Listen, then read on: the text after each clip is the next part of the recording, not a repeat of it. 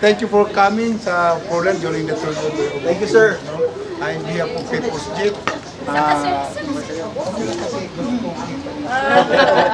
Kami, sayang naman yung camera kung ako lang nakikita. Walang... Okay. So, thank you so much. Okay, kita mo naman, ang ganda-ganda ng ating units. Kasi ang ganda ng ating mga leads. Yes, sir. So far, wala naman tayong mga issue. Ang importante lang, Warren, thank you for coming.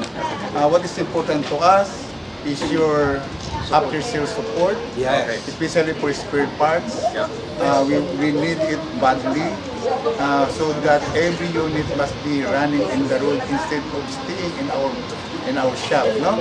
And really aiming to have 100 more of units of Portland modernized jeepney together with the partnership of Cebu Peoples. Thank you, Portland, for the opportunity to partner with us. Thank you, sir. So we are very grateful for the delivery of the units. No? Hopefully, many more are coming. Thank you, sir. So, pero hindi na siguro yung presyo, no? The same price lang. The same price. Sana nakalakin. Yes, sir. Nakalakin na yung price, no? Yes, sir. So, thank you very much.